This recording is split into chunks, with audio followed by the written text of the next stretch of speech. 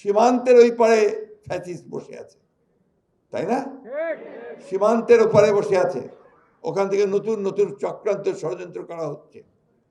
প্রতি মুহূর্তে তারা এক একটা ঘটনা ঘটিয়ে সেটাকে ফেনাপ করে পৃথিবীতে বিশ্বে দেখাতে চায় যে বাংলাদেশ নাকি মৌলবাদীদের দেশ হয়ে গেছে, বাংলাদেশে নাকি এখানে সমস্ত সংখ্যালঘু ভাইদেরকে নির্যাতন করা হচ্ছে। এটা করছে না?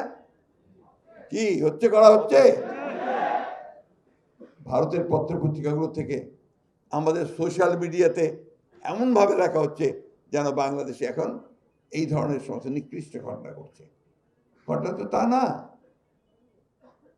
তারা কারা এটা করছে, কেন করছে? আমি কথা এই জন্য বলছি যে এই আনন্দে আমাদের থাকার কোনো অবকাশ নাই যে আমরা জিতে গেছি, সব হয়ে গেছে। আমাদের মাথার উপরে সে খড়গ এখন আছে।